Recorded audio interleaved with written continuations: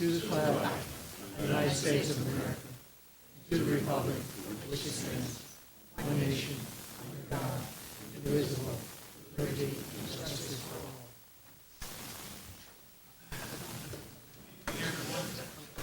This is the last regularly scheduled meeting of this term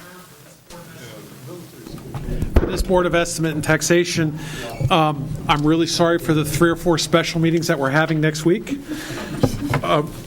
I'm sorry. Did I say that? I'm sorry, Joe. Mr. Pellegrino's just getting over a medical procedure, so he can't talk tonight. Fingers crossed. Don't worry. I'm sure he'll have something to say.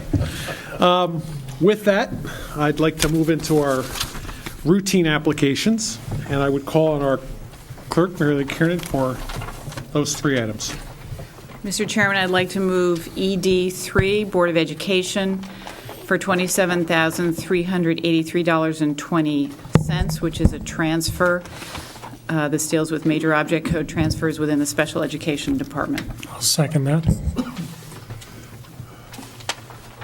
We can do a combined vote if you want. You want to do it all together? Yeah.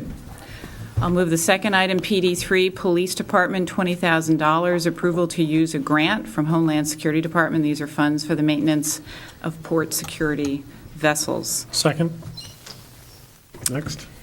And I will move SE3 from the First Selectman up to $200,000, an additional appropriation in the case of Smythe versus Gray in Town of Greenwich. Second.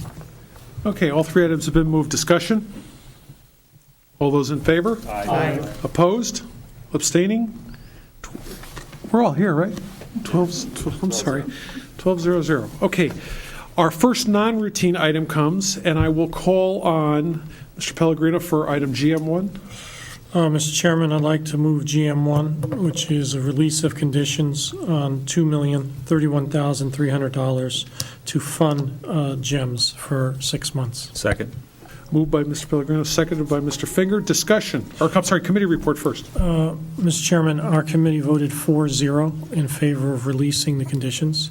This is truly a routine process. It's done in this format so that the Budget Committee and any member of the board can examine, look at, and understand how GEMS is performing financially. In terms of our discussion with GEMS, the 2 items I think that the committee felt stood out were, first, that they had developed a very realistic budget, so their planning was very good, and second, their actual results for 6 months were very, very close to budget. So we were appreciative of the accuracy with which they have been performing. That's it. And your vote was? 4-0. Discussion on the item. Mr. Goldrick. Mr. Chairman, I think I understand that their budget has come in close to their forecast and so on, and I'm sure they do a fine job. But I think we need to take a systemic look at how GEMS operates. We're supplying 2/3 of their budget.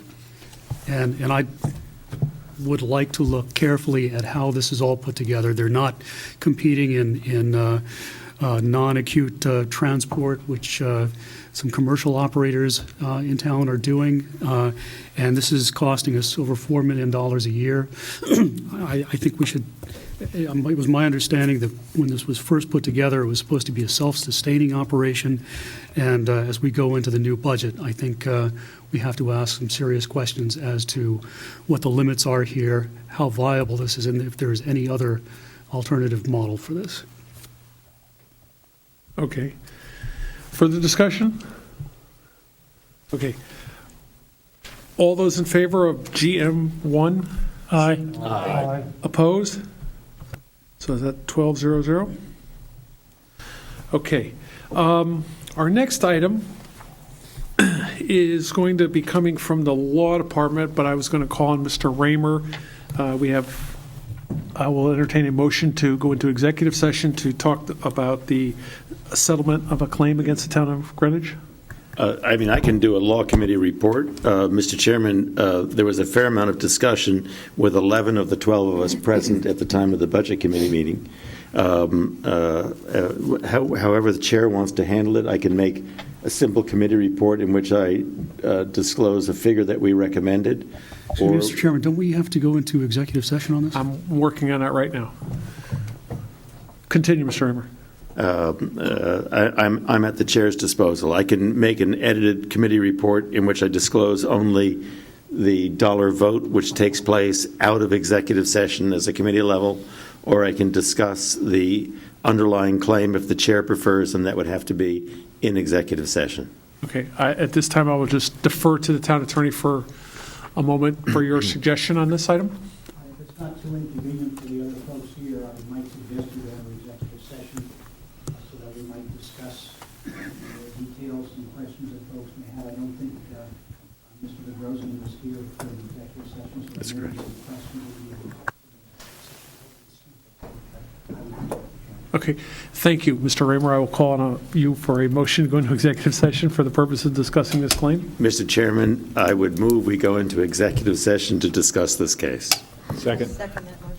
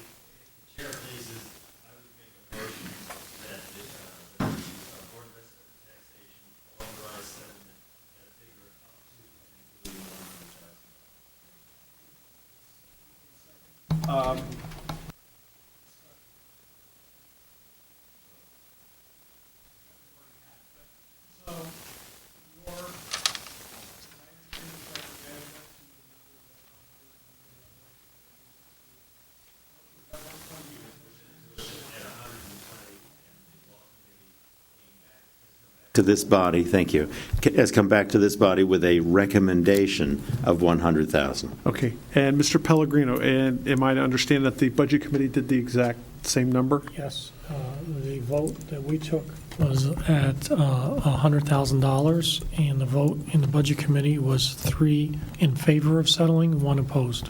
Okay. Okay.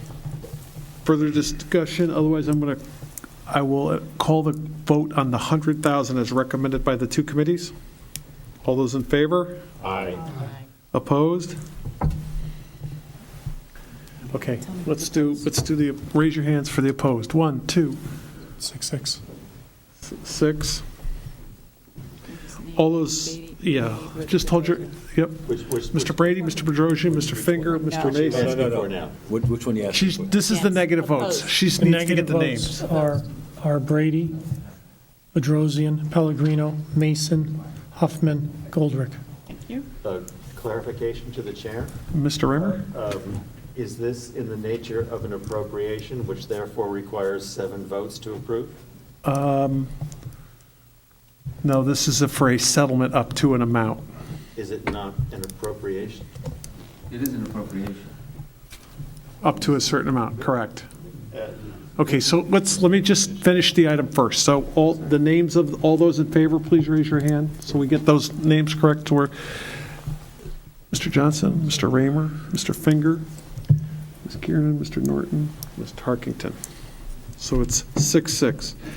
Before I call on that, are there any other motions on this item? Because the original request from the town attorney was for 120.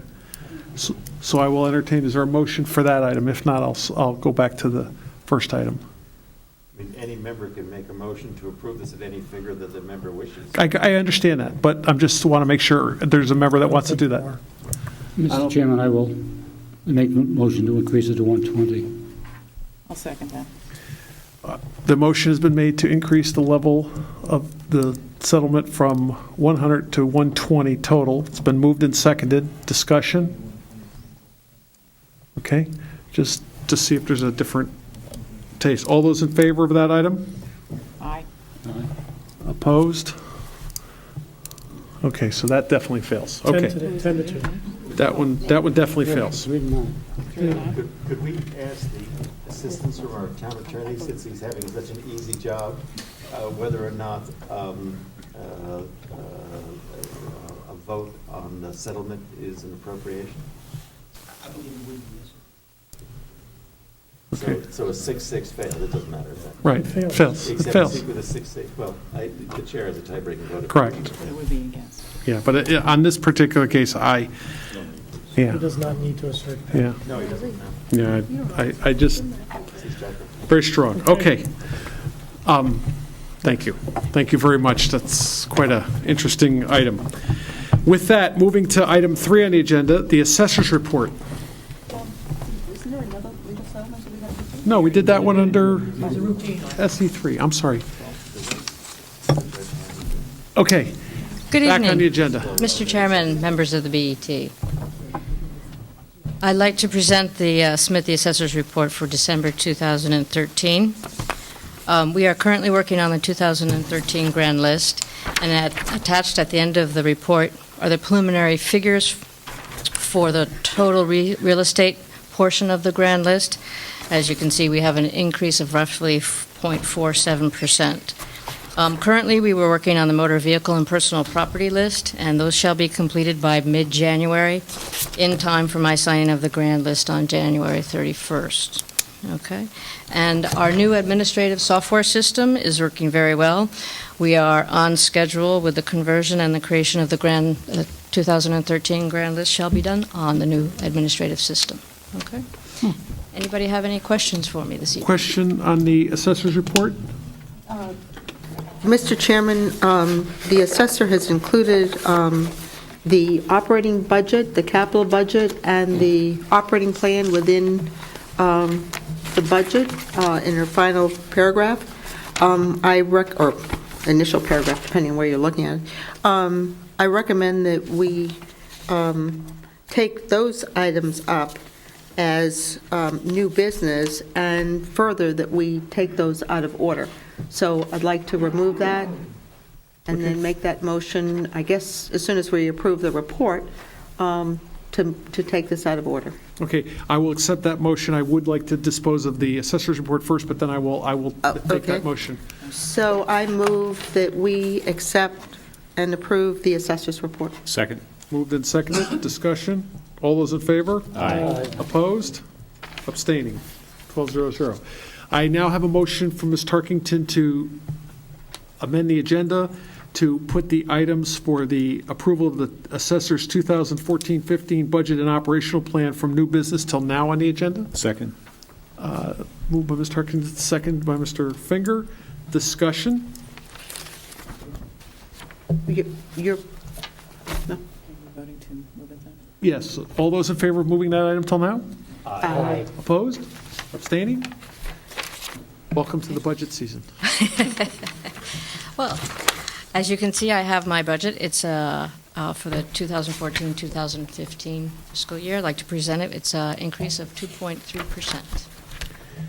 Anybody have any questions or concerns?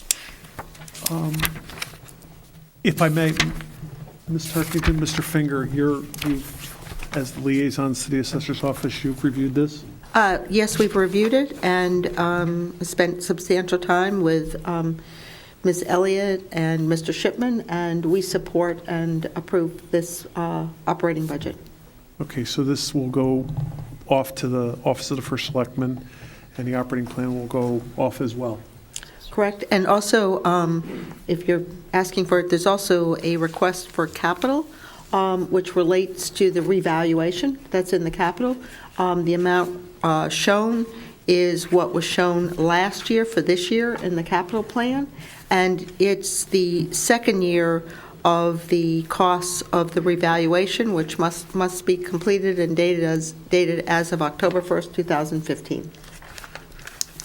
And further, just to add, last year we met with Mr. Geiger and Mr. Minarski to ask how should the revaluation be budgeted in operating or capital, and that they recommended that it be budgeted within the capital plan. Mr. Finger, anything? No. Further discussion? I'll entertain a motion that the Assessor's operating plan, capital budget, and operating budget be approved. So moved. Second. Moved and seconded. All those in favor? Aye. Opposed? Abstaining? Thank you. Thank you. Thank you. Thank you very, very much. Okay, moving on. Controllers report. Mr. Minarski. Good evening, Mr. Chairman, BET members. Concerning the Finance Department, I personally get involved in three very large projects: the annual audit, the closing of the books, the annual budget, the closing of the books, which is the annual audit, and the financing. And referenced in the front page of the Controller's report on the second topic is the year-end closing. We start to close the books in the summertime. The staff does a lot of work, and then Roland, myself, the chief accountant, Mary Wozakowski, get involved with the auditors to close the books, and then we put the CAFR together and we bring it to the audit committee, and the audit committee approved that, reviewed it, and approved it last week, and it'll be on the agenda later tonight.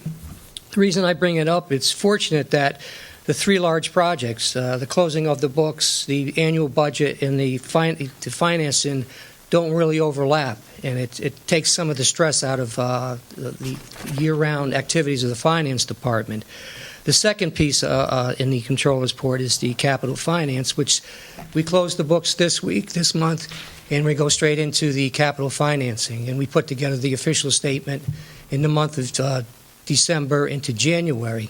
And as is noted in the Controller's report, and I know Sean and Randy has asked, the week of January 6th, we're going to have the credit reviews with the S&P, Fitch, and Moody's. As of now, they have asked, because they usually request to attend. We've only got Moody's locked in for January 6th, 10:30 in the morning. We don't have S&P and Fitch. So we'll be doing the credit reviews the week of the 6th. The official statement will be completed. When I get a draft copy of the official statement, I'll share it with any BET member that wishes to see it. And I know there are a few of you that do like to see the official statement. And then we're going to market the week, as I said, we have the credit reviews on the week of the 6th. And Peter, I don't know if you heard me, one of the key people in the process is the First Selectman, who joins me every year for the last 6 years to, I think this might be the 7th one. He sits with us to do the credit review, and they take about 2 hours each over the telephone. And after the credit reviews are done, we have the financing. I think we're scheduled here the 16th. 10:30 in the morning will be the bands, and 11 o'clock will be the bonds. And you can see from the report that we've had very favorable rates for the last couple of years. And this January coming up, they won't be as favorable, but they're still very, very low. Having said all of that about the mention of the three large projects that we work on each year, the annual budget, the annual audit, and the financing, I don't know, does anybody have any questions on any of them three topics or anything else in the Controller's report? I'm sorry. Mr. Goldrick, then Mr. Finger. Just quickly, are we still doing ratings from all three agencies? I know there had been talk that, we're kind of an outlier in that regard. Most towns just do one or two. Do we really need to do all three this time? I'm not sure about which members of the BET have the history, but 3, 4, 5 years ago, Mr. Kelly opposed going to the second and third agency, if some of you remember. We've had lengthy discussions in the BET, overwhelmingly instructed the finance department to go to all three agencies. And until that conversation comes up again from the BET members, the answer is we're still going to the three agencies currently. Do I hear any change to go to a second or one? Mr. Hoffman? Just so everybody understands, you have to pay individually to each agency that you have a review from. Yes. Much of the market is perfectly satisfied to accept one or two ratings. So unless you see there's some specific benefit, you're really just putting money out. You are getting perhaps a little more visibility, but that's really the only benefit that I see. Mr. Finger? If I just ask Randy, of the three, are there, which are the two that are most acceptable or most, well, I guess the ones you would typically go to? Of the three, the one that I would reduce if we were to take a reduction would be Fitch. And I think that was the third one that we added. No. No? We didn't have Fitch. Who did we add, Peter? Moody's was it, or Standard No, Poor's? Moody's was We Fitch, I didn't, think. you had Fitch already. It was adding. It doesn't matter, I guess, really. I think when we went to the full-fledged bonding program in 2008, we did all three.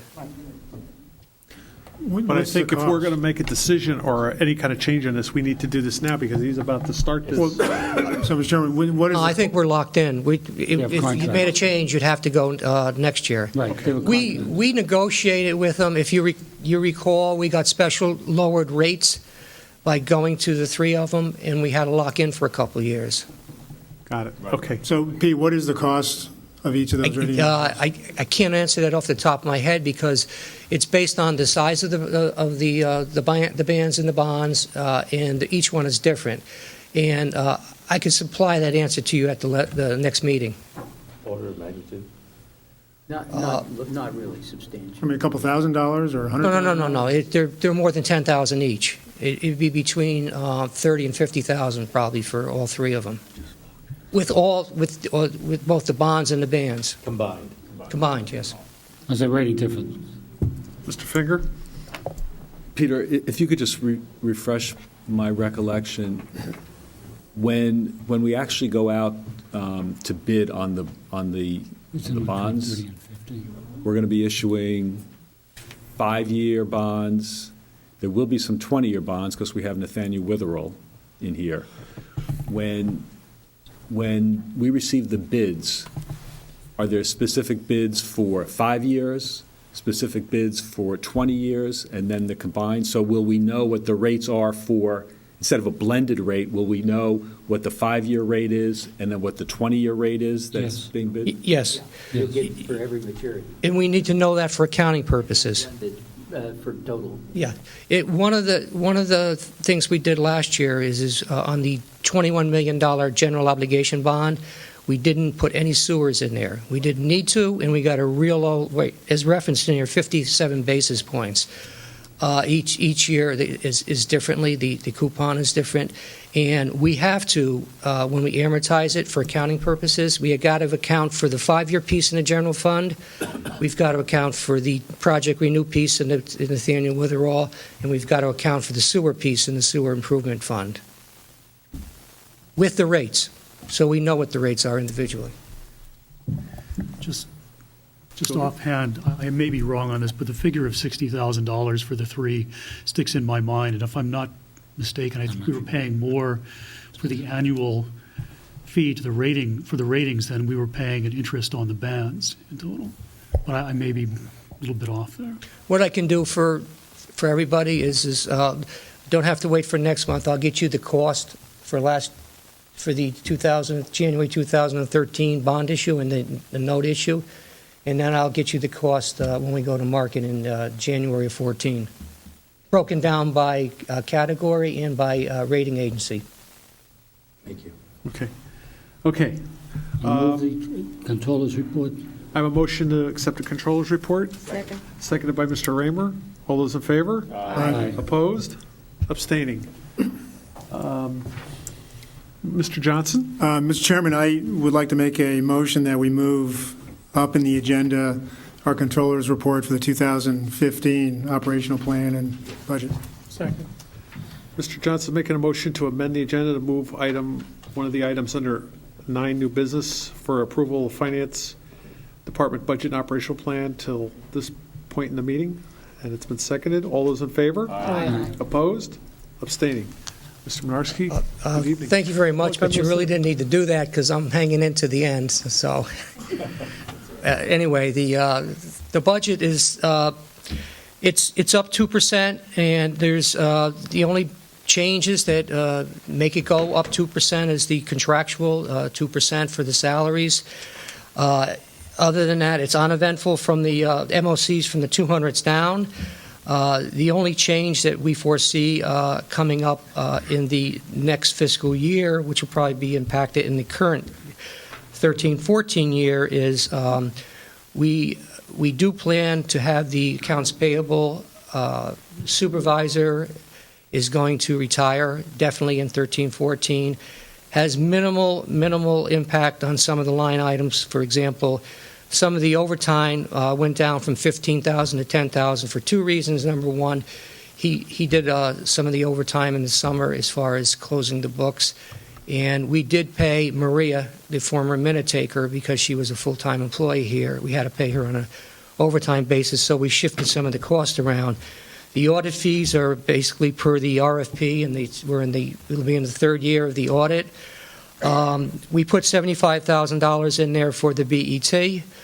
It's money well spent. We've done Project Renew studies. We've done 2 sets of Hay studies. We've supported the 311 project. The HR committee offered money to Dustin Anderson to fund the 311 project. In the current year, we've taken some of the $75,000 for audit purposes. We're using McGladrey and Pullen to assist in the ADP implementation to give us a sense of confidence in the implementation to go from the Munis product over to the ADP. So we've got about $40,000 of the $75,000 in there. We usually, at this time of the year, when I'm presenting the budget to the BET, do not know what we're going to use it for. We never know what's going to happen usually. So that 75 is traditionally put in there, and it's traditionally used for good things. Beyond that, there's really no highlights to a 2% increase on a 2.0 annual budget for the finance.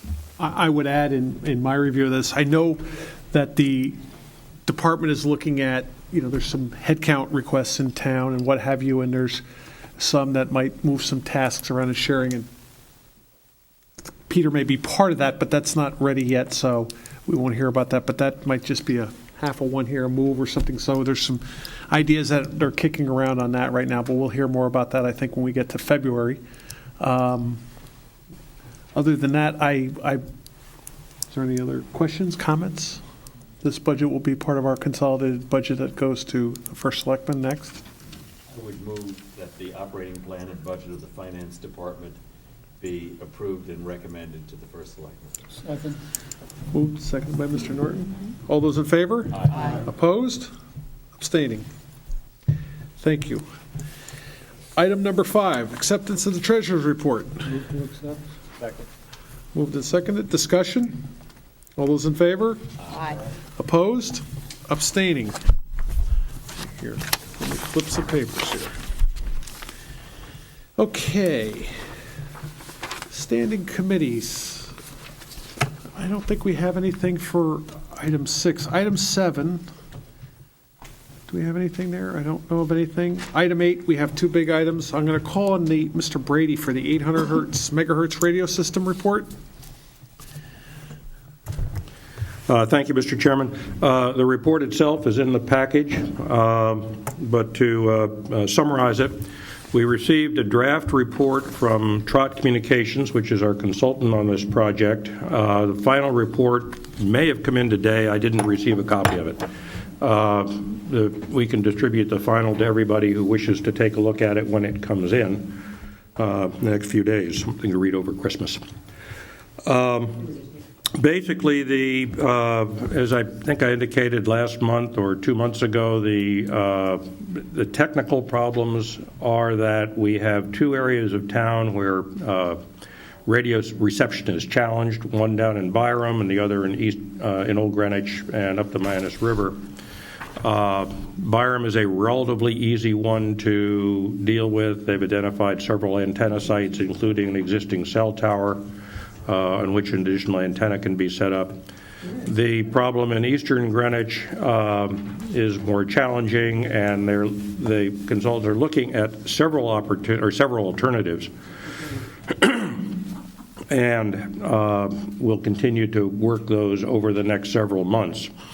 The budget for implementation of the entire project in the draft report is $10.7 million, of which $2.5 has already been appropriated, leaving $8.2. One of the items that we discussed in a phone conference the other day was the possibility of needing a second antenna in eastern Greenwich. And that would add about another $1 million to the infrastructure for the project, taking up to the $9.2 million number, which I indicated in the report was a figure I'd hang my hat on. I suggest that this will be coming to the first selectman, of course, for the capital budget. My recommendation in my report is that the entire amount be appropriated in fiscal 15, even though the money won't be spent until 15 and 16.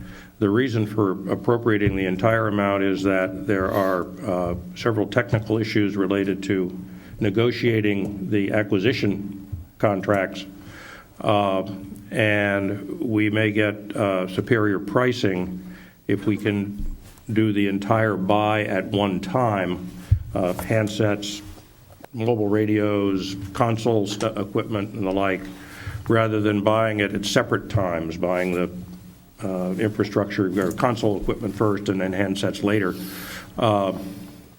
may result in not being able to get as good a deal. In order to get and sign the agreements, we've got to have the money appropriated, and this simply puts the appropriation in place so that the money could be used and contracts negotiated that are the best for the town. That appropriation would have with it conditions. Among those conditions are, I believe the BET would want to see the RFP. We'd want to see what the proposed antenna sites are. None of this would be ready until probably late second quarter next year, calendar quarter next year, and possibly even into the summer. So that there is time ahead of us on this. A lot of work needs to be done on the technical side on the antenna sites before the equipment RFP can be put together and released. So, I just, real quick, one question. This project, originally, we dropped it into the CIP and with the future year outlook, what we thought this was going to be. It was 15, right? 15? Originally it was 15, and I think we were down to 11 in the current year, between 2.5 and I believe 8.5. It's looking like it may come in under that, and I think with appropriate purchasing strategy, we can drive that down even more. I think what we need to do for Selectmen BET, keep our eye on it, but be sure there's sufficient funds available to do everything we want to do to be able to get it most efficiently. Okay. Mr. Pellegrino? Bob, in reading your report, I saw that signal strength is, I guess, an issue that needs to be addressed. Is there a protocol for determining what's the minimal signal strength, and how is the committee thinking about resolving this? There is a protocol. The Trot has mapped the existing setup and has projected what we would get under different antenna setups. They've done that. The question is at some point it ceases to be objective data and begins to become subjective. The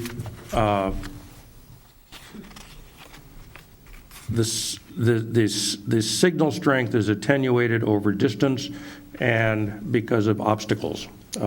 Might be ground, rock outcrops, whatever, getting down in a valley. Signal doesn't want to bend down a hill too much. You lose signal strength. Other obstructions are buildings, either between you and the antenna or the building you're in. The fire department deals with that by, on its major pieces of fire equipment, it has radio boosters, so that each of those fire trucks acts as a small transponder, and they can get a strong signal into a building where there's a fireman. The police and other emergency services don't have that. So if you've got a police officer in a building in a weak signal area, the signal may drop. The question to Trot is, what should be the standard? And they've run the models so far looking at a higher strength, higher value, if you will, less drop in the buildings. And they're saying, well, we may be able to reduce that. We could pull back from that a little bit. And the question is, you sit there and you've got fellows from the police department, the fire department, and you say, okay, how much is it worth? How much do we save, and what are we risking? That's not there's no answer, crisp, clear answer. It's a little bit, we were dealing with the lawyers earlier. And I would be inclined to rely on Captain Cordick and on Tom Nixon from the fire department and say, okay, you guys are betting on this stuff. What do you want? And then work that through with Trot to make sure we've got locations that get us the answer we want. And Bob, The long-winded way of saying, I don't know. And it probably is a very sensitive issue impacting the total cost of the system. Has the committee had an opportunity to assess what the useful life is for what we're going to embark on? We've discussed it briefly. The equipment life is probably in the order of 10 to 15 years. My guess is that within that time frame, improvements will come down the line, and we'll want to be changing things out. So if you're putting a life on it for long-term borrowing, for example, you might consider a 10-year working life for the equipment, not much more than that. Thanks, Bob. Okay. I do have a question. I'd like to, Mr. Norton? I'd like to follow up on the question that Joe asked, because there are dead zones currently, and the coverage going forward and signal strength, is that going to be eliminated with the expanded and increased? There's a pronounced dead zone down in the Byram, Western Greenwich area. That will be dealt with. That's fairly easy to deal with. Right. The ones up north. It's the one that presently exists in Eastern Greenwich, which the signal strength is weak in Old Greenwich, and it's also weak going up the Manus River Valley. The proposals, the proposed configurations deal with that, but those are there are siting issues. One of the sites the town doesn't control, two of the sites, proposed sites, the town doesn't control. Another site that they're looking at, the town does control, but it may be contentious. And what they want to do keep looking, and also more investigation as to whether replacing the 111, replacing the 1111 East Putnam Avenue site, that will be replaced with something, and whether it's replaced with one or two sites is a question, and that goes to the signal strength question and getting rid of those dead zones. Is there one also on North Street? But the question I really have, will this increase, to address that, will that increase the projected cost? No, the cost for that is in there, is in the 9.2 million additional. That actually is the best guess at covering. Thank you. Okay. Further questions? John Curry, good evening, welcome. I just wanted to, because I'm on the same committee that Bob is, and I just wanted to thank him because I know it's his last meeting. He's been invaluable on this, not only on this committee, but also on our phone committee. And I just wanted to publicly tell him how much we appreciate your assistance in working on this, because each of these are committees, and they have specialists, they have people with skills in certain areas, and it's been very helpful to have Bob participate in these meetings. The questions he's brought out, his technical knowledge, it's just been a pleasure, and I thank him. And I know he's going to help us going forward, even though he's no longer on the BET, but it's been really very, very helpful. Yes, his continued volunteerism will shine on this project. He's not going anywhere on that. Okay. Right. Yeah. Okay. Greenwich High School MISA remediation. MISA project/remediation. Ms. Tarkington? Yes. The BET members do have a report on these projects. As you're aware, MISA construction commenced on July 1st. The project is approximately 20% complete, which includes some stored materials, including the steel for the next phase. The project itself, though, is approximately 3 to 4 months behind schedule, the auditorium phase, and the expected completion now is likely in December 2014.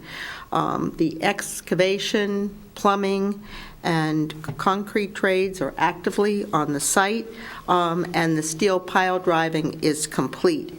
There have been delays and cost increases that have been incurred due to the soil conditions, and I think we're all familiar with what they are, and the contamination, and the required testing and environmental protocols that required. The air, soil, and water monitoring and testing is continuing to be performed by AECOM. And soil is the clean soil is being stored on site for reuse, both as backfill on the auditorium, as well as it will be used for some of the fill used in the Fields project.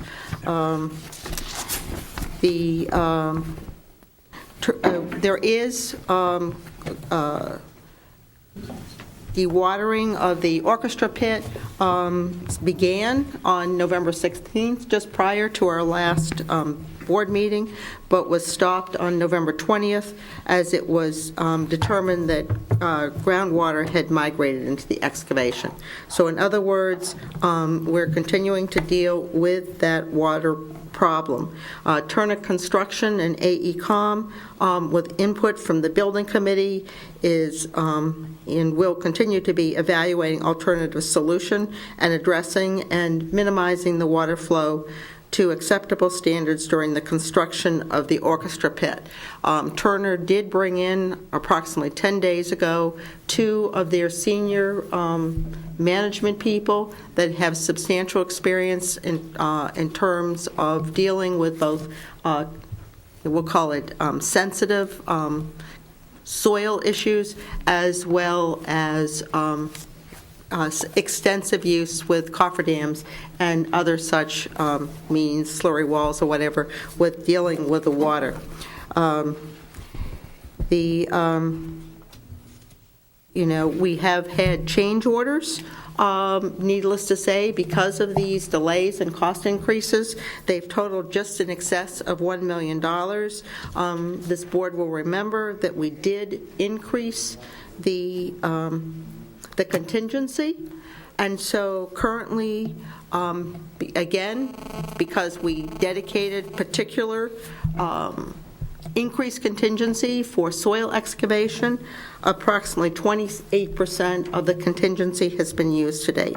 That was the purpose for the additional contingency, was to mitigate against the risk of contaminated soils and dewatering, and that contingency has been used to address these costs. Clearly, the committee is working very diligently to really make sure that they can come up with a solution for the dewatering as quickly as possible, and those discussions are continuing and continue tomorrow morning. So I think by your next meeting, there will be solutions on several fronts here. Discussion? So, as I understand it, we're behind schedule, and it seems that we're having the coffer dam issue. So I just wanted to make sure that we, as we go on our spending rate here, that we're all well aware of this. It's really hard. It's with the holidays too. So you would think by next month we should have a better idea on? Without question, Mr. Chairman. I think that we definitely are working on solutions, and there'll be much more to report. Okay. Okay, let me just continue on. New business. Let's see. We've done the first one. We've done the second one. Approval of the comprehensive. I'm going to, Mr. Norton, you have the next 4 items, so I will call on you for approval of the comprehensive annual financial report. Mr. Chairman, do you want to take each one separately? I think yes, please. Okay. The first item is the CAFR. Everybody has received a copy of this document, and the audit committee met on last Thursday morning, and 3 members of the committee were present. We listened to a presentation made by our outside auditors, McCledry and Pullen, and I just want to refer everybody to a couple of pages in this document. One is page 13, and the other, I believe, is page 37.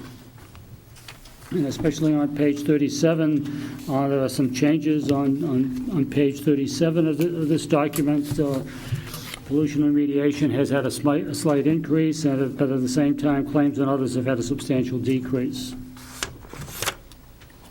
If we look back to what our projected fund balance is for the end of the year, based upon the areas that are included in it, the 5 areas that are included in it, we're showing on a GAAP basis $31.6 million as our fund balance. Good. Yes. I recommend that the committee, the full board approves this audit as to the audit committee 3-0. Okay. So that comes from the audit committee, so it doesn't need a second. So I would further discussion on the CAFR. All those in favor, please signify by saying aye. Aye. Opposed? Abstaining? Okay, the next item is the federal single audit, which we have to prepare because of, I believe it's the expense of in excess of $300,000, which we received from various federal grants. This has been presented to us. The committee has presented to the full board. The committee has approved this 3-0 as well. Okay. Further discussion? And I recommend the full board accept this as submitted. Okay. All those in favor? Aye. Opposed? Abstaining? Okay. Okay, the next one will be the State of Connecticut single audit report, which we have to consider this with the grants in excess of $200,000 because we received grants in excess of $200,000. The committee considered this last Thursday at its meeting and voted 3-0 to approve, and I so recommend to the full board to accept it as we did. Okay. Discussion? All those in favor? Aye. Opposed? Abstaining? The fourth and last item is the management letter, which has been distributed to all members. There are 6 items on it, 3 of which are basically pending, and those are the first 3.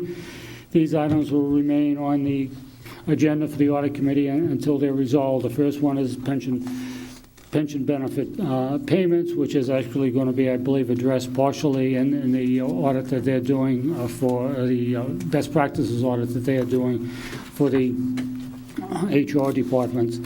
The other 2 items have to do with capital assets. This has been a recurring item, and we have authorized the internal audit to complete that audit at some time in the future, or at least that review of that. And the third one has to do with the sewer assessments, in which they recommend that the town discuss this issue with their software vendor, which I believe is also being addressed with the new software program that we have just implemented.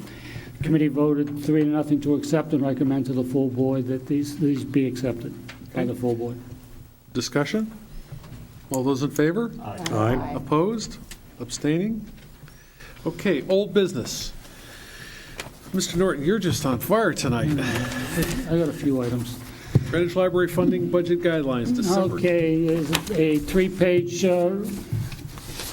Greenwich Library funding budget guidelines, which have been in the process of consideration, and the Audit Committee accepted these last Thursday at its meeting with the assistance of Attorney McLaughlin, who has had discussions with members of the library board who are in agreement. And Mr. Chairman, I'd like to make a statement that the Audit Committee is the governance committee for the Board of Estimate and Taxation, and in that capacity it has worked since March 2012 to prepare budget funding guidelines for the Greenwich Library. These guidelines are needed to comply with the Town of Greenwich charter revisions implemented since the November 1988 Stoll Memorandum was prepared. Because the Greenwich Library is a separate non-governmental entity providing services to the town as a result of special acts of the legislature, and the fact that the employees of the library are Town of Greenwich employees, this document is necessary to have this board, the Board of Estimate and Taxation, exercise its fiduciary and budgetary responsibilities. The Greenwich Library funding budget guidelines have 4 components. These address the budget presentation, and the 4th identifies the separate funding provisions provided by the Peterson Agreement. The 3 budget sections that address the 3 sections that address the budget presentations clarify the process and remove any ambiguities which were inherent in the 1988 memorandum, and these address the major object codes of the Town of Greenwich. They attempt to itemize and to submit to the budget the request for specific expenditures. The 2nd section specifies the capital cost expenditures for existing equipment, and the 3rd section addresses, these are the ABCs of this document, and the 3rd section addresses the process for new programs and the physical plant improvement proposed by the Library Board. The Audit Committee has approved these guidelines by a vote of 3-0 with no abstentions, and we recommend final approval by the Board of Estimate and Taxation. And I so moved on behalf of the committee. Thank you. Discussion? Mr. Goldrick? First, Mr. Chairman, I would note that I was not able to make the Audit Committee meeting, and I did contact Mr. Norton beforehand and ask that for the record he note that I did object to replacing the Stoll agreement with this new document. And I'd like the BET members to understand that.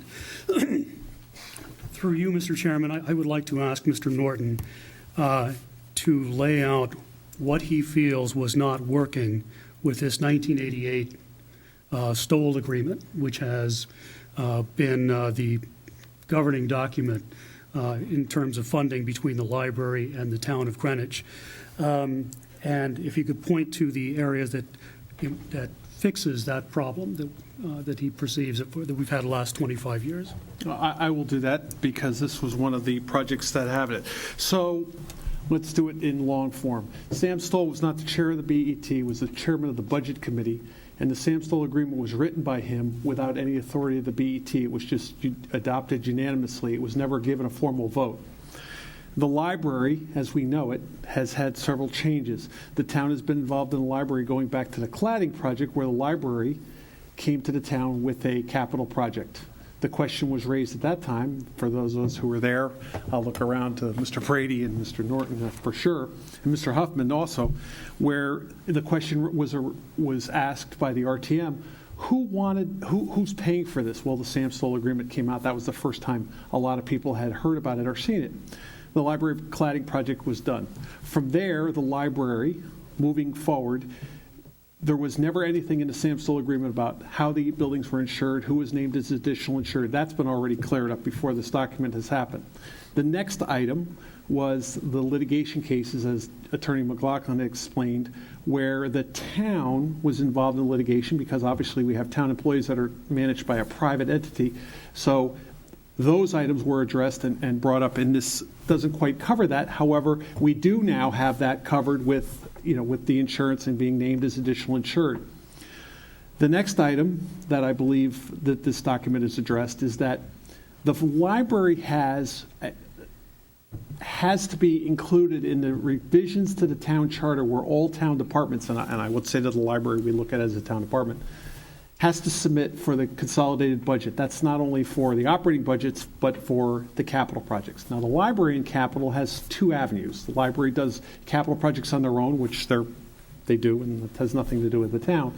But they also can request the town for capital ongoing expenditures for capital, which we would then, under the current system, which is our CIP process, if I'm understanding it right, we would put those projects through the CIP process for approval. In the case with the library, if you remember when the Peterson agreement came along, where the library had an endowment that was brought up, for those, again, who were there, the RTM was very specific in wanting an operating agreement with the town of Greenwich for the Peterson Fund, especially to designate what funding the Peterson arrangement would cover and what agreement or what the town would cover.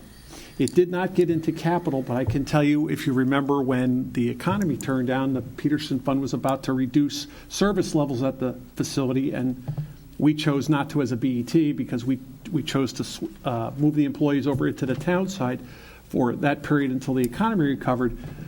So it did not have that. And the last most important issue, I think, is that the library, because they're not a town entity, can choose to fundraise, do as they see fit, get an endowment. And what we're asking for is if they're going to do anything on the capital side that could have an operational cost or effect to the town, we kind of want to know ahead of time. And I think that's more than a reasonable request, because this really started actually during my days as chair of the budget committee, where the library would come and they weren't really part of the CIP and ask for capital. So with that said, this was a project that we started. I understand you've been not a supporter of it. I've seen your articles in the paper, but I would say that this document now has, and I'll speak for the report that I heard in the audit committee, the representatives from the library board that are involved in this, they'll have it next month as a full item, but their attorney, Chip Hausland, has reviewed this as an agreement. This document is also now made circulation to the Perrott Library, who is anticipating that this was probably coming their way, and they're in favor of it. I have received not anything other than you that is not in favor of this. So the document's before us. It's a policy. It's not anything that's in normal, that should be in our policy manual. But I think it brings it up to date of all of the different changes that we've gone through over time, and tries to, again, continue the communication and the working relationship, with the most used library in the state of Connecticut.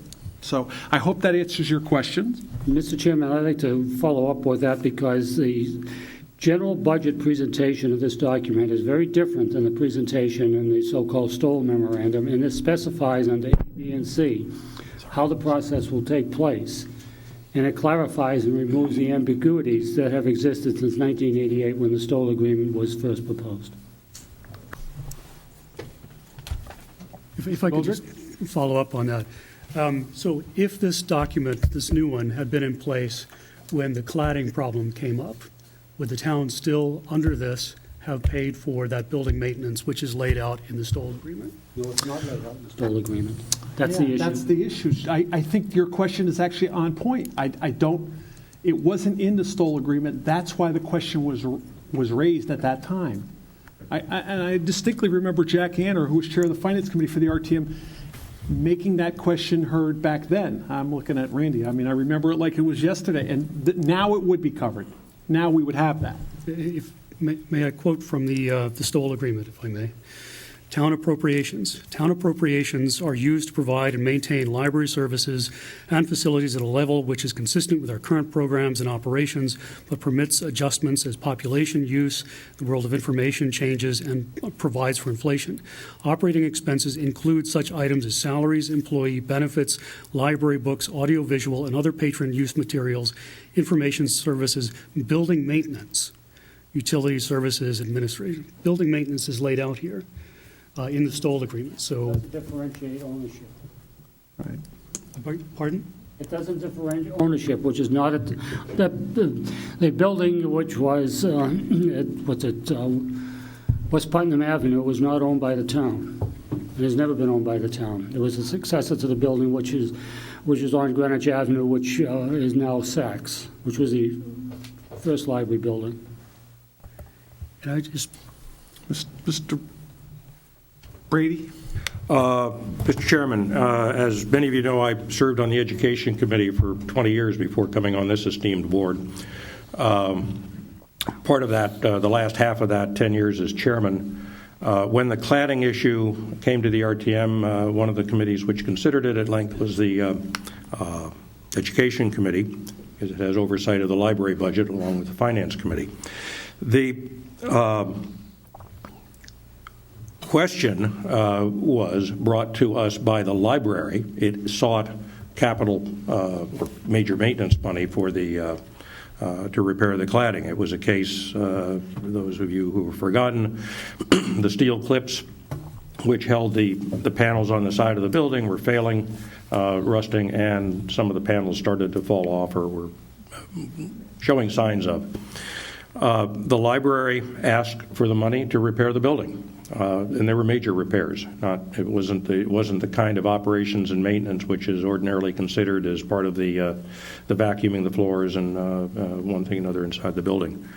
The library asked for the amount to do it. The town paid for what it considered to be the necessary work to repair and maintain the building because of the Peterson wing construction and a desire to match it. There were aesthetic conditions which the library funded aesthetic improvements out of its own budget, so there was a joint payment.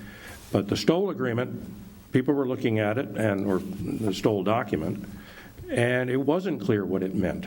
I believe this revised agreement is much clearer. Things which the library wants out of its capital and major maintenance budget are brought to the first selectman and go through that. And first selectman, of course, may or may not include them in the budget he submits to the BET. But if the library believes it's a capital item and should be paid by the town, it will come through the CIP budget as a 900 code item, which is provided for in the revised document. This document also provides for the situation in which the library receives a gift of $30 million and wants to build something entirely new, major expansion of the Coscob Library, or putting a new branch over in Western Greenwich, over in Glenville or something. Because the library is a not-for-profit, not part of the town, such gifts are made to the library. They are not subject to the town approval. The $30 million the library receives is a gift to a 501c3. Thank you very much. I'm sure they would be pleased to receive it. Nor is the library, as at least with respect to the non-town-owned properties, subject to Section 99 of the Charter and the MI provisions. So there's no requirement in advance of spending any significant money that the library obtain approval of planning and zoning for that work, which, for example, would be required on this building, or is required on a school building, or a building that's of the housing authority. Any of those things all require planning and zoning approval through MI, and if anyone objects, any single person, any single resident objects, refers the whole thing to the RTM. So that the planning issues and the gift acceptance issues, which the town has as a town department, are covered in the charter. For the library, it's all out in the open. And so what this provision clearly asks is that in the event the library is spending non-appropriated funds, things that don't come through CIP, it come to the BET and discuss how the operating costs associated with the new investment will be covered, so that the library and the town are in agreement, however it is, on how the operating costs will be dealt with. In the case of the Peterson Wing, there is a separate agreement that deals with those items. And in the case of some other major library improvement, my guess is there'd be a similar agreement that would grow out of it. What this policy statement provides for is getting to that stage of negotiation without putting either board, the library board or this board, in the embarrassing position of saying, oops, you've already done all that work, and now you want us to pay for it. Well, we don't have the money to pay for it. And it just avoids all this problem. This gets it before the BET, between the town and the library, to discuss it before people have taken positions which are very difficult to back away from, either because work has been constructed or public positions have been taken about this, that, or the other thing. This gets the problem solved before. This stops the problem from coming into being. And I think this is a major improvement to the so-called Stoll agreement. Further discussion? Mr. Goldrick? Mr. Chairman, I would just point out that when we began this process almost 2 years ago, we convened a working group of the 4 library trustees and the audit committee. And our first meeting, I think it was clear that the trustees thought that the status quo, meaning Stoll, was working fine. And Mr. Tessie's predecessor appeared as well, Mr. Lash, and also suggested that we keep the status quo. I'd just like to, on that point by Mr. Brady, go to Stoll Section 2, Trustees Development. In the second paragraph, it says, plans for new services or facilities funded by the Trustees Development Fund would be reviewed with the BET for agreement on the funding of any associated increases in operating or maintenance expenses. The Trustees Development Fund is not intended to be used for normal operating expense. So it seems to me that that agreement was already in place there, that they would come to the BET, and as it put here, but reviewed with the BET for agreement. How is that different from the wording that we've got in there now? Mr. Finger? I have a question. Mr. Norton, just if I may, in your report and comments from Mr. Mason and comments I heard actually in my caucus from Mr. Brady, it's my understanding that the library, in the form of the chairman of their board of trustees and at least one, if not 2, of their board members, the director of the library, and one of those board members happens to be an attorney who's working for them, and I don't know if he's working in that capacity, but has legal background, been working with Mr. McLaughlin. They have endorsed this document. They approve this document. They feel as though it's an improvement on what they currently have. I don't understand what the objection is and why we keep talking about, or someone's talking about, the Stoll agreement that served whatever function it did. We now have a new document that has been seemingly embraced by the library. What's the issue here? That's what we were advised, Mr. Finger. I mean, the audit committee was given that advice at its meeting last Thursday, And what the library will be accepting, because they feel that this clarifies any ambiguities that have existed since the Stoll memorandum was presented to them. And it's my understanding it was presented to them as a fait accompli. At least they've had the ability to participate in discussions, and they have contributed to the language in this document. Further discussion, Mr. Goldrick? Actually, I did pose a question on that, and I wondered if you or Mr. Norton would be able to answer that question about how this wording on the funding and the requirement to come to the BET4 agreement is different from what is in there now. Currently states in accordance with general budget presentation, Part C above, which is a change from the charter since the Stoll agreement was proposed. Further discussion? Question? Okay. Mr. Norton, this draft that's in the package here, it has to, I would like to make a Scribner correction, so we have the date of I'd like to have the date of the audit committee, which is 12/12. 12/12. And then obviously if it's approved tonight, it'll have the date, it'll have audit committee, and it'll have 12/16 full, okay, just in case, so we have that. Our recommendation was that this be effective as of retroactive to 12/12, based upon the recommendation of the audit committee. Okay. All right. All those in favor? Aye. Opposed? And I'm abstaining. Okay. So that is going to be, okay, and your reason for abstention, so you can tell people? Yep, I am a library trustee, and I always abstain from appropriations or appropriation-related issues, and abstain as well when I'm voting at the library. Just so that's clarified. Okay, next item. Last item, we have an item postponed, charter revision, resolution postponed from November 18th, 2013 BET meeting. The material that was submitted has been included in this evening's package, and I'm going to call on the original proponent of that, Mr. Finger, and I would open a discussion to you. Thank you, Mr. Chairman. When we met last month, I think I laid out rather succinctly what the content of this proposal was,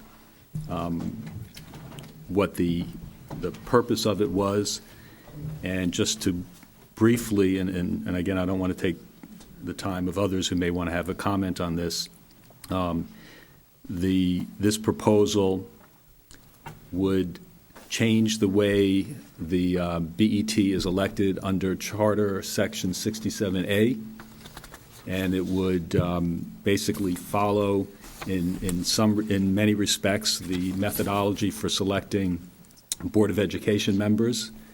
At the same time, it would maintain for the BET the balanced board, that being a board made up of no more than 6 members from any one political party.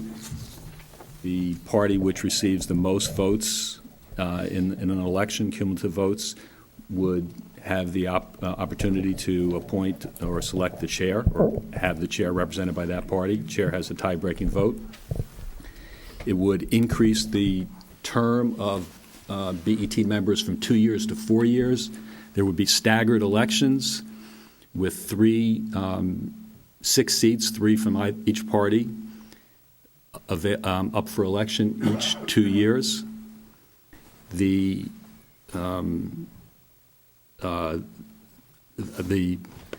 choice aspect, giving voters more choice than they currently have, would be that each political party, for the 3 seats that were assigned to it in the staggered elections, could nominate up to 6 candidates for the 3 spots.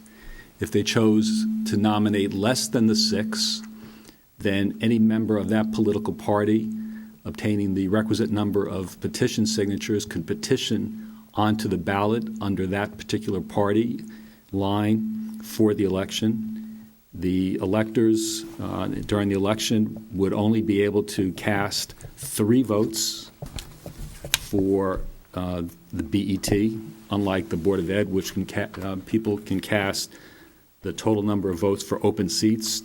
The total number for open seats under this scenario, this proposal would be 6. However, electors would only be allowed to vote for 3 candidates, and it serves the purpose of providing more choice to the voters in the town of Greenwich, which I think is, we've heard that hue and cry from many people that they want more choice. Because as it is now, the candidates for the BET are selected only by the respective town committees. So this would give more choice, but again, under Section 67A of the Charter, we would maintain the balanced board where no party would have more than 6 members represented on the BET. Further discussion? Mr. Chairman, I ask of the proponents a question. Mr. Norton. Yes, Mr. Finger, the presentation, the proposal you are making, would that include the constant change? Because would that require an annual election of the chair and the various committees of the board? No, every 2 years, Mr. Norton, because with the staggered election, every 2 years you would have 6 BET seats open. So it would be no different than what we have now. Every 2 years we have an election of a new chair and committee assignments, so there would be no change in that. It still would be every 2 years. At least that's what's envisioned here.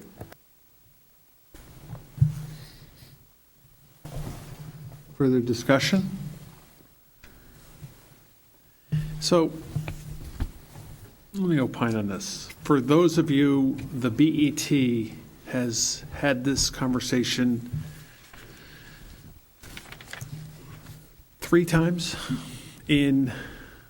I had brown hair then, but when we started the first time. But we've had this conversation 3 times, and let me just first comment, as I said last month, I wouldn't be surprised if the Republican caucus offers a motion. However, we have a third of our side, we have a couple quitters. But with that said, I can't hold a caucus to do anything on that right now. So, but going back to this, so as I understand it, you're really following the Board of Ed model. With one major exception, and that is in the Board of Ed model, every 2 years there are 4 seats up for election, 2 Republican seats, using the 2 parties, 2 Republican seats and 2 Democrat seats. And the party can nominate up to 4 for the 2. That's right, but when somebody goes to the polls, they can vote for 4 candidates. Right.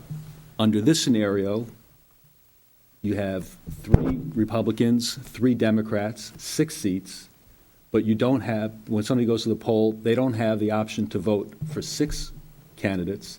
They can only vote for 3 candidates. So that's the difference between the primary difference between the Board of Ed model and what I'm proposing here. If I was to, I think I'm looking at Mr. Tessie, we've seen this scenario before. So what we're saying is that the party can nominate, in your mathematics, 6 people for 3 seats and let that be decided at the general election in November. Correct. So without going too far, so you want the 3 people that are getting on each election year for the BET to have campaigned and worked against each other in the general election that leads up to November. Well, you could look at it that way. I wouldn't look at it that way. I'd say that each candidate would be campaigning for their position on that particular board, and they would be making their case. There would be certainly no reason not to have debates because there would be differences of opinion. The voters would have choice, very similar to what happened this past year in last November in the Board of Education. Somehow I knew you were going to say that. We had multiple candidates. We had 6 candidates for 4 spots. And there was a very, in my opinion, robust discussion and debate among the candidates as to their positions. The electorate had many opportunities to hear these candidates speak about their candidacies, what their positions were. So it'd be very similar to that.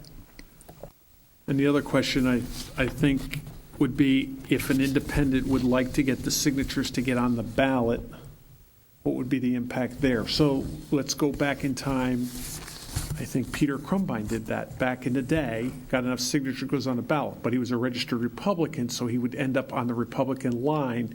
Therefore, that would mean if the party nominated 6, how would you handle that extra person? If the party had nominated 6, that's the maximum number that that party can have on its line. If a 7th person who was a member of that party wanted to petition onto the ballot, they would have to petition on as an independent. Or primary. Or a primary, the same way that, they can do now for the Board of Ed.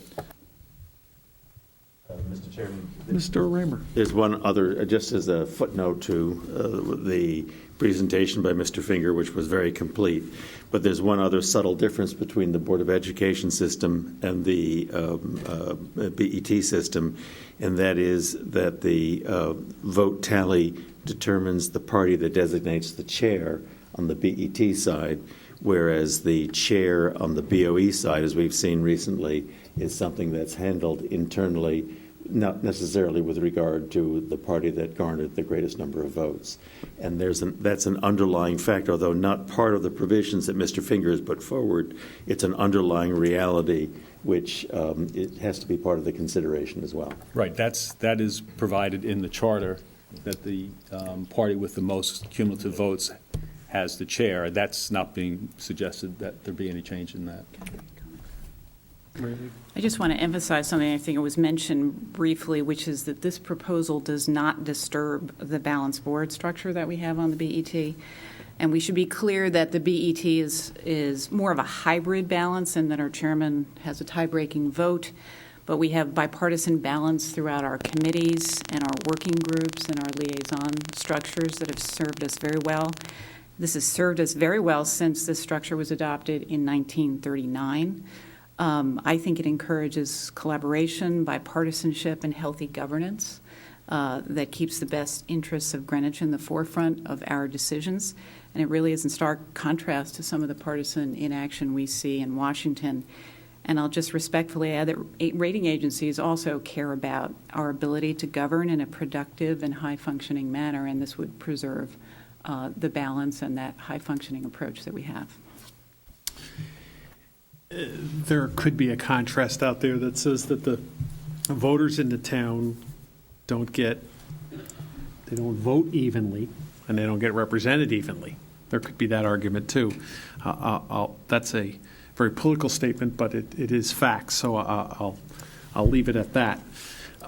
I would say I can't see supporting this going forward. I think if we're going to have open and competitive elections for the Board of Estimate and Taxation, I do agree with a 4-year term, by the way.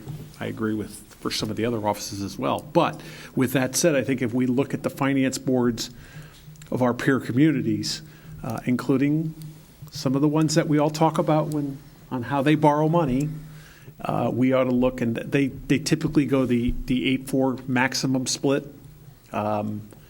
method with, parties being able to nominate the maximum seats that a party could have. That's typical. Going back to some of the material that you've seen circulated, I think I would be willing to revisit that and support that going forward.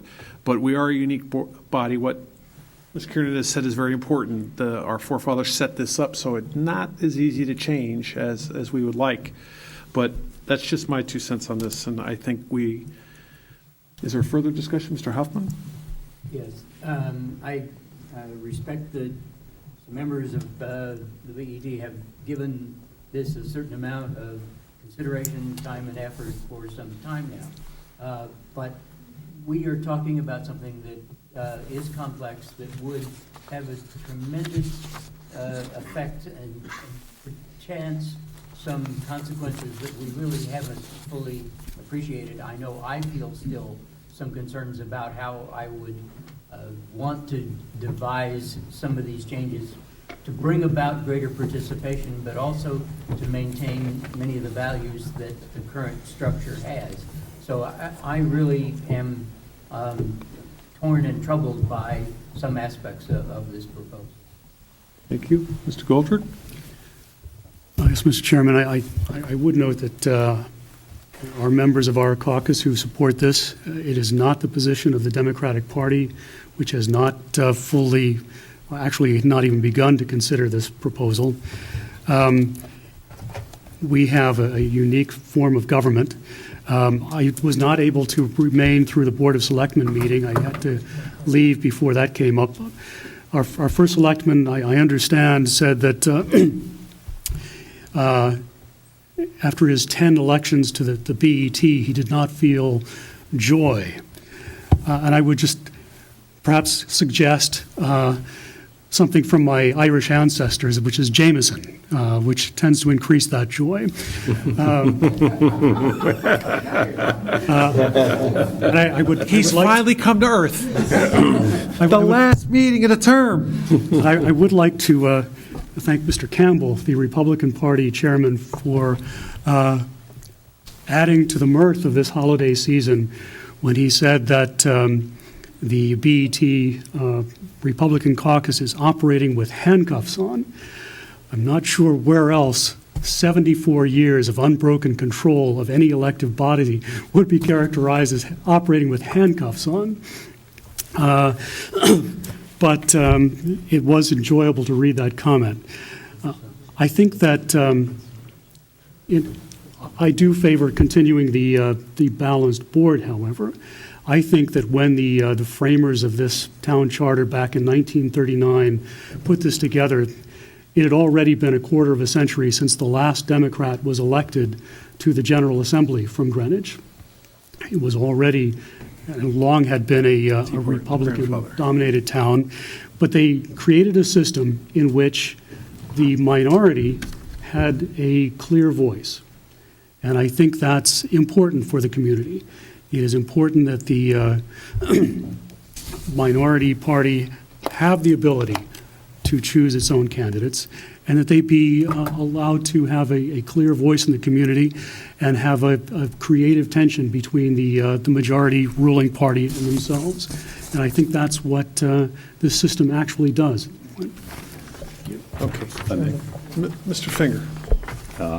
Just to respond to one comment that Mr. Gold just made about the minority having a clear voice, I think it is important that they do, and that's the benefit under 67A of maintaining a balanced board.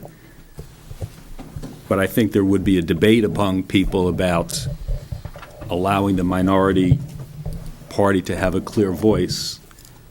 I don't know what offhand what the registration is of Democrats in town. 30% Republican, 37% unaffiliated, and 25%. So what are those numbers in gross numbers? Roughly, what, 6,000, 7,000 Democrats? No, not much higher than that. It's like closer to 7,500. 7,500 Democrats. So there are 7,500 registered voters in town. So if it's 30%. Okay, so let's call it just under 8,000 Democrats in town. 8,000 Democrats, which we are the minority party, don't have a voice when it comes to voting for BET candidates on the Democratic side. Have you read the Greenwich Time or the Post lately? I just thought I would ask. Okay. So, again, I understand this, Mr. Brady. I'd like to add one thing, which I don't think has been said, is that the Board of Ed provides for up to 4 candidates. Each party can nominate up to 4 candidates. Most of the time, they have not availed themselves of that opportunity. I was a candidate one time when they did avail themselves of that opportunity, and I think I was the 3rd highest vote getter in that Board of Ed election as a Republican, and kept my seat in the RTM. If the BET makes such changes to its policy, it does not require that the parties each nominate 6 for 3 seats. And I would expect that in most cases they would not, nominate more than the 3. However, I think in this last election, you saw a circumstance where the party members of each party took a look at the candidates that the party committee put forward for the Board of Ed and said, no, I think that the party committee made a mistake. And so independently of the committee, added another candidate on both sides to the ballot. And I think actually probably proved prescient because I believe they were both the highest vote getters in their respective parties. It is possible for a town committee to actually make a mistake, I think. I'll speak for the Democrats anyhow. Let me just make a real serious comment. This needs to be looked at, and all kidding aside, we need a couple laughs as we go, but all kidding aside, those of you who have put effort and work in this, I appreciate it. I really think that the town needs to have this. I think a lot of times, all kidding aside, I don't think they realize that we do look at this and we do try to, in this particular board, to initiate the change, unless there's a charter revision committee that goes through the process and gets approved and the RTM approves it, or it goes to a referendum, I think we're the only people that really can have this conversation, and we know the workings of the board. Some could argue that if you go back to 1939 and you look at the town of Greenwich, I think we have a pretty good scorecard. I think the town has done quite a few things better than our peer communities, and that's where we're financially strong. But I do appreciate all the work. Mr. Finger, I would think that if tonight, normally we have first reads, but I would think that tonight would be a vote night on this. Mr. Pellegrino? Mr. Chairman, I think that we owe Bill a vote, and I'd like to call the question. No, I normally won't entertain motions to call the question, but if there's no further debate, I would say. Okay, so I'm going to call this, let's see, how do we want to do this? Charter revision resolution dated November 18th, 2003. So we know we're voting on the right item. Does that sound? 2013. 2013, I'm sorry. Okay, so all those in favor signify by saying aye. Aye. Opposed? No. All right. We see a rate. Hands of noes. Okay, you ready? Mr. Bedrosian, Mr. Johnson, Mr. Pellegrino, Mr. Mason, Mr. Norton, Ms. Tarkington, Mr. Huffman, Mr. Goldrick. So 8 opposed. 8. So in favor. 4 in favor. 4 in favor, 8 opposed. Let me write that down. Okay. Okay, moving on. Parsonage Cottage Special Committee Report. Mr. Johnson, Ms. Kiernan, Yep. Last month, we gave a very extensive report on our working group efforts. That is included in your minutes. We also reported on the letter of recommendation that was sent to the Housing Authority. That went out on November 25th. This past Friday, after our meeting packet went out, we received a response letter from the Housing Authority. That was December 13th. This was distributed, hard copy tonight, to the caucuses and will be included in tonight's minutes. We will be meeting with the law department to evaluate the letter and its attachments and legal issues associated with what we've received.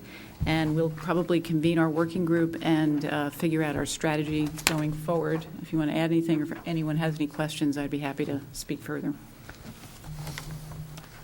I would recognize Tony Johnson from the Housing Authority. Thank you for coming this evening. I got this through Peter Bernarski on Friday afternoon. It's been distributed. Real quick, the plan was to actually check in with Amina from the law department today, but she's in a case up in, where would she say she was? In Bridgeport today, so we had no luck with that. Otherwise, we might have been able to make another, but we will follow up on this and move forward from there. So we will be, I'll leave it with the special committee to make sure we follow up and we get back with that. Okay. I'm going to interject a little bit of a under old business. We'll get to minutes, or we'll do minutes first. Okay, I'll take a motion to accept the minutes from our November 18th meeting. I so move. All those in favor? Aye. Opposed? Abstaining? This is the last meeting of our term, and we have 3 of our members who are not returning to us. and I thought it would be time to offer two of them, all right, three of them, an opportunity to, if they wanted to offer the board some words of wisdom going forward. Mr. Brady? It's getting late. Mr. Bedrosian? I could say a little more, but I think it is getting late, so we'll. Mr. Bedrosian? Wait a minute, could I, Bob, will you cede your time to me then? Don't do it, don't do it. Watching too much Washington. Yeah. Thank you, Mr. Chairman. I'll concede part of my time to Mr. Pellegrino and use the other part for my own comments. When I first joined this board, our chairman made a very profound and interesting comment about the culture of the board. And he said, "I'd like this board to be ladies and gentlemen serving ladies and gentlemen." And that really stuck with me. We've all brought our own careers and backgrounds to this board, and I do applaud and thank my fellow BET members for serving shoulder to shoulder with me. We don't always agree on points, and that's sort of the point on behalf of the town, to have that healthy debate. But I do always hearken back to Mike Mason's comments about ladies and gentlemen serving ladies and gentlemen. I've enjoyed my time on the Investment Advisory Committee and the Audit Committee. We've covered a lot of weighty issues in there. There are still, particularly with the pension fund and other things, issues that my successors will deal with, and I hope will focus on, as and more so than myself and others did, to resolve that important issue. But it's really been an honor and pleasure serving with all 11 of you, and I do look forward to, although I will be coming off the board, looking forward to an opportunity to serve the town in other capacities in the future. So you won't be getting rid of me entirely. Town of Greenwich, Connecticut. All right, good night, everybody.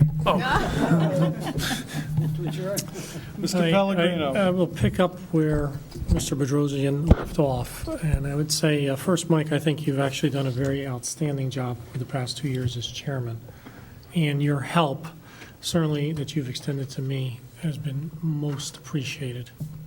The past 4 years have been simply a wonderful, engaging, and challenging experience for me. I've enjoyed addressing the issues before the board and contributing to solving problems. I have gained appreciation and respect for the work our elected officials, town administrators, appointing authorities, and the Board of Education undertake. And I've especially enjoyed collaborating with my colleagues on this board. I have found service on the BET to be exhilarating, meaningful, and very satisfying. My participation over the past 4 years could not have happened without the support and cooperation of my life partner, Margie. To her, I owe a great deal of thanks and appreciation and love. I wish to extend my thanks to many more people than time would permit. A few, however, must be mentioned. I thank those who supported my candidacy from the beginning, especially Freddie Camillo, Jack Kriske, John Rabin, Peter Crumbine, Todd Ladonian, and Mariana. I want to thank all the members of the RTC for nominating me to the board, and most of all, I want to thank every citizen, Democrat, Independent, and Republican, who voted for me. In turning to my colleagues, both past and present, it's been wonderful working with you. To my colleagues and friends on the other side of the aisle, Bill Kelly, Larry Simon, Jeff Raymer, Mary Lee Kernan, Bob Brady, and Bill Finger especially. Your constructive input has made for better policy and outcomes.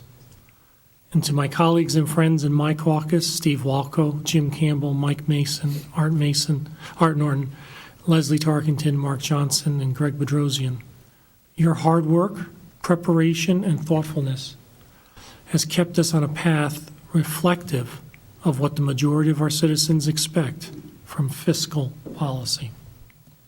Special thanks goes to Steve and Mike for making my assignments meaningful and most satisfying. And special thanks should also go to our budget director, Roland Geiger, and our town comptroller, Peter Minarski. Your work is consistently excellent, and without it, I could not possibly have done anything if in fact, I was able to do anything. In leaving the board, I'm confident the town is in as strong a position financially as it has ever been. Despite the economic headwinds of the past 4 years, we continue to offer a high level of services to our citizens. We have maintained the highest credit rating possible. We have kept our mill rate increases below 3%. We have set aside reserves for known liabilities. And we have begun construction on 3 major building projects and 1 major site renovation. We've supported a major initiative in our public schools with digital learning. And we have maintained Greenwich as a most desirable community to live in, raise families, and participate in a wide range of social, intellectual, and community service activities. We have a great community and are all blessed to be a part of it. And I've been blessed to have had the opportunity to make a small contribution to this board. I thank you, one and all. Good piece. That's it, Mel. Mr. Norton, do you have anything tonight? Nothing other than to wish well the 3 members who are leaving the board. Ms. Kiernan? I will also thank all 3 for their service and for being good colleagues. Can I get you to reconsider? No. As a board, we're finishing out a term, starting a new term in January. I think January 6th is our scheduled swearing in, orientation, and our normal. And the 3 of you won't be here with us physically. Maybe you will, but won't be here with us physically. You will be missed. I really do mean that, ladies and gentlemen, serving ladies and gentlemen. We teach that every day in my business. Thank you. Thank everybody. Let's see what we can do next term. With that, Mr. Brady, for the last time. I move we adjourn. Second. All those in favor? Aye. Opposed? We're done.